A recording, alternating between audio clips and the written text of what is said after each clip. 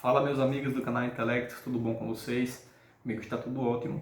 Hoje eu vou trazer para vocês a periodização da história segundo o ponto de vista eurocêntrico, ou seja, aquela que leva em referência o ponto de vista dos europeus, certo? Então, existem várias e várias classificações a respeito da periodização da história. Aqui nós vamos usar a do ponto de vista europeu, né? Então, dessa classificação existem 5 principais grupos, 5 grandes períodos da história.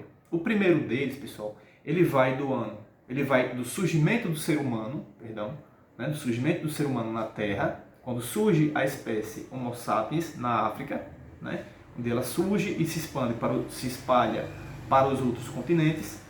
Esse período daí, todo o período, ele começa e termina com um grande evento que marcou a história do ser humano.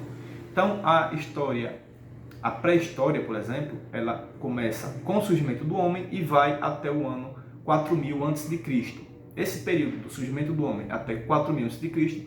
ficou conhecido como a pré-história, certo? O que acontece no ano de 4000 a.C.? É onde surge aí a escrita, né? Os primeiros relatos da escrita do ser humano, né? Então, nesse período é chamado de pré-história. Lógico, pessoal, que a gente está falando aqui do tempo humano, a gente está falando de tempo geológico, por exemplo, certo? O tempo geológico, ele leva em consideração fatores geológicos, né, de formação da Terra. Aqui a gente está falando sobre ser humano, tem o ser humano como centro de tudo.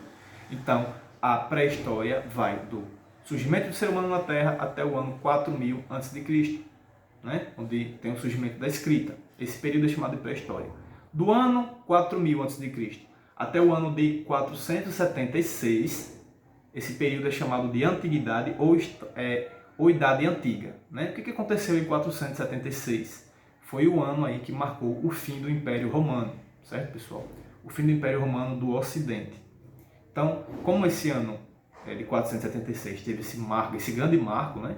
Que foi a queda do vasto e poderoso Império Romano, ele foi usado como um marco, né? Então, marca aí o fim da Idade Antiga, ou da Antiguidade. Do ano 476 até o ano de 1453, ou seja, um período de quase 1000 anos, a gente tem aí talvez a mais famosa delas, que é a Idade Média, certo, pessoal? Então, quando se referirem à Idade Média, eles estão falando provavelmente entre os anos de 476, queda do Império Romano do Ocidente, até o ano de 1453. O que aconteceu em 1453 para marcar o fim desse período? 1453 foi o ano do fim de outro grande império, né? Foi o fim de Constantinopla, quando Constantinopla ela foi tomada, saqueada, né? Invadida pelos turcos otomanos. Então, esse ano marca aí o fim da Idade Média. A Idade Média que ficou tão famosa, né? Pela expansão do cristianismo, pela questão dos feudos, né? Época do feudalismo, etc. Então, pessoal, do ano 1453, queda de Constantinopla, até o ano de 1789, ficou conhecido como o período da Idade Moderna, né? O que aconteceu em 1789? A Revolução Francesa, lembram? Igualdade, liberdade, fraternidade, os lemas da Revolução Francesa, né? Esse ano daí, de 1789, então, marca o fim da Idade Moderna. E a da Idade Moderna, de 1789 até os dias atuais, a gente chama de Idade Contemporânea, ou seja, é a idade em que estamos ainda vivendo, que estamos passando, certo? Então, vamos lá, recapitulando. Pré-história, do surgimento do ser humano na Terra até o ano 4000 a.C. O que acontece em 4000 a.C.? O surgimento da escrita. Do surgimento da escrita até 476, né, chamada de Idade Antiga ou Antiguidade. O que aconteceu em 476? Queda do Império Romano do Ocidente. De 476 a 1453, Idade Média. O que aconteceu em 1453? A queda de Constantinopla pelos turcos otomanos.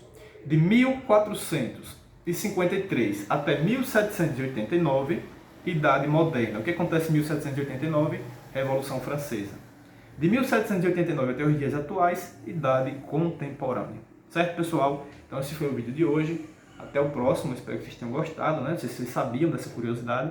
Então ficamos por aqui, deixem nos comentários o que acharam, curtam, comentem, compartilhem, deixem sugestões para os próximos vídeos e até mais.